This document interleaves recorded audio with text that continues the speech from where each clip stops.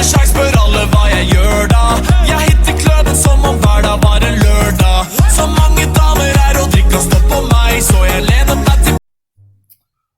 Olá gente, tudo bem? Estamos aqui mais uma vez para fazer uma série de vídeos agora sobre as revoluções inglesas, tá? Espero que ajude vocês aí nos seus estudos, tá? Joia?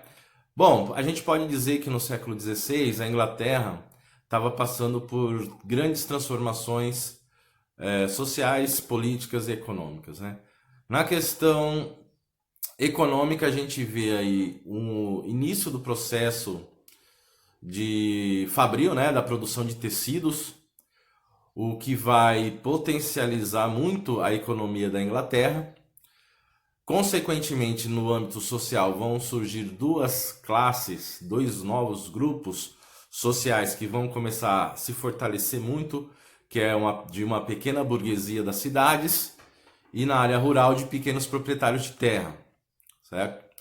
A dinastia dos Tudor, no final do século XV, vai procurar fazer uma aliança com esses dois grupos para se manter no poder. Haja vista que parte da grande nobreza era mais próxima da Igreja Católica.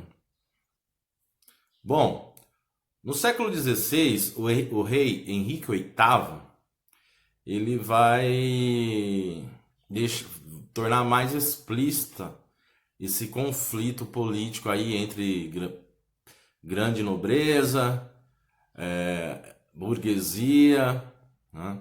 Quando ele rompe com a Igreja Católica, e a Igreja Católica, óbvio, quando ele rompe com a Igreja Católica, extingue os monastérios, cria uma nova igreja chamada Igreja Anglicana, que embora utilize-se da hierarquia da Igreja Católica, ele simplesmente vai sobrepor a Igreja Anglicana sobre a hierarquia da Igreja Católica. E aí ele se coloca como chefe supremo desta Igreja Anglicana. Então isso foi ao encontro dos interesses da burguesia que estava se desenvolvendo e daqueles pequenos proprietários de terra, da pequena nobreza, né, proprietária de terra, né, e contra os interesses da grande nobreza e da própria Igreja Católica.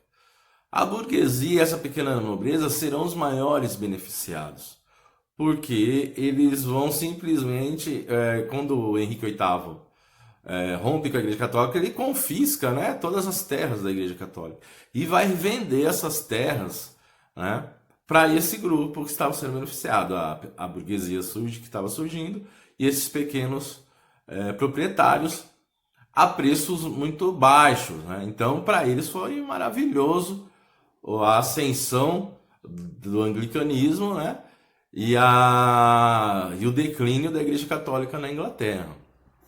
A Igreja Anglicana representava a adoção do protestantismo na Inglaterra. Com a ascensão de Jaime I, ele vai trazer o alto clero da Igreja Anglicana para o seu lado, né? Os bispos vão apoiar, porque vão receber as terras da Igreja Católica, as grandes catedrais da Igreja Católica, vai passar para o comando desses bispos da Igreja Anglicana, que passarão a fazer uma propaganda do rei, né? Porém, na Inglaterra, as ideias calvinistas se propagandearam de maneira muito forte. Então, muitos grupos na Inglaterra vão acabar entrando em contradição com as diretrizes da Igreja Anglicana. Quem eram esses grupos? Geralmente burgueses e da pequena nobreza ou pequenos proprietários de terra, e que acabavam por não concordar com a maior parte das ideias do rei e da própria liderança da Igreja Anglicana. Isso vai causar uma perseguição muito grande de Jaime I dos Stuarts em relação a esse grupo, que ficou conhecido por fazer uma leitura, eles diziam que eles faziam uma leitura mais pura da Bíblia. Então eles ficando conhecidos como puritanos, né? Ou presbiterianos, né? Então esse grupo acabou sendo muito perseguido pelo governo de Jaime.